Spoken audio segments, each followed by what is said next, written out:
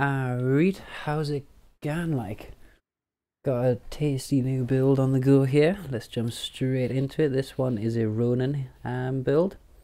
It's a healer build, but also we got a massive amount of damage.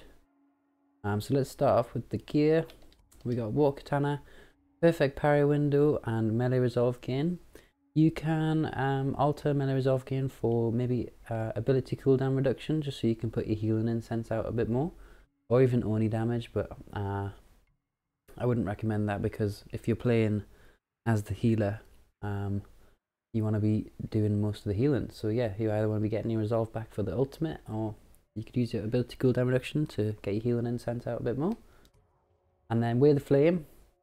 We're using Wear the Flame because our technique point for the 50% ghost weapons, which I'll show you in a minute, is actually affected by the technique point. So Wear the Flame is doing 50% more damage. Next up, we got Forbidden Medicine. I'm running Blast Radius, Status Effect Damage, and Black Powder Bomb. Basically, it's kind of a hybrid. We're going to be doing a lot of damage with the bombs. So I want to be getting as many people in the blast of the bombs as possible, which is why I've got Blast Radius done. Status Effect Damage, so those Black Powder Bombs are just doing 80% more damage. And then Black Powder Bomb, because we want to be using the Black Powder Bombs for damage. If you want to play really defensive and help your team out a bit more, you can be going for flash bombs, but it's just up to you, it's preference really. I much prefer the damage of the black powder bomb. You can take out a lot of enemies quicker, rather than, if you use this you stun a lot of enemies, but you can only hit them with your katana or your concussion bombs, and they're just not going to do as much damage as the black powder. So yeah, I opted in for this one.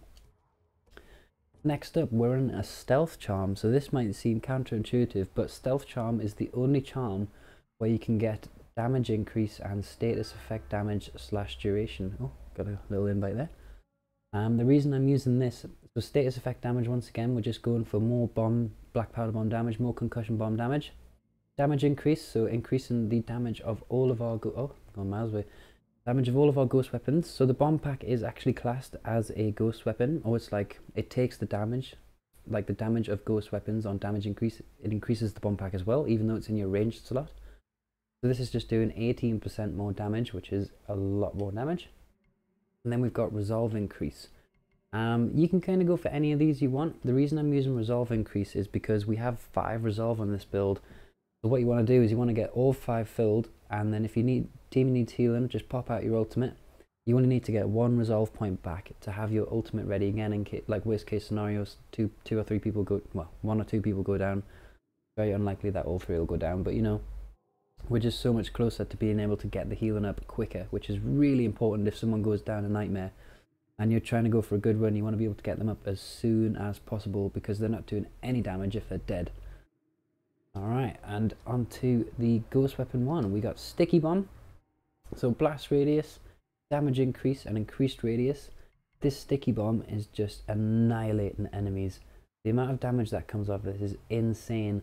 So we got the damage increase on the charm, and damage increase on the Sticky Bomb, and 50% more damage increase from the technique point, which once again I'll show you in a second. Blast radius and increased radius, just so we're making sure we're getting everybody with this. We want to be putting out as much damage as possible with this Sticky Bomb, so you want to have as much radius as possible. And onto the Smoke Bomb, Ghost Weapon 2.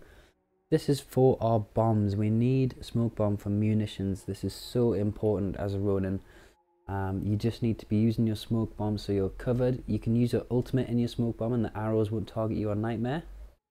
We've got cooldown reduction on kill and cooldown reduction because we want to be getting this back as soon as possible. This is our defensive mechanism and also our refill of ammo. You know, if you're out of ammo and you manage to pop a Smoke Bomb and get 3 black powder bombs in there, you are as good as gold. You got so much damage at your disposal. And onto the techniques. So we got the healing incense, just extra healing. I don't see the point in running spirit animal. It doesn't do too much damage, especially on nightmare in the later rounds. It's just pointless. It's a good distraction, but you know, it's not actually doing that much damage. I'd rather have the healing. Increased damage from all ghost weapons by 50%. Super important. If you want to play even more defensive, you can opt in for the weakening burst, but because this is a hybrid build, which is a healer and also damage, I personally recommend enhanced ghost weapons. That 50% is huge. And then we've got resolve increase. Once again, if you want to be a bit more defensive, go for quick regen. This is good for when the nightmare modifier is reduced healing. Your healing is very, very minimal when the modifier is reduced healing, so this can just help you get back your health a little bit quicker.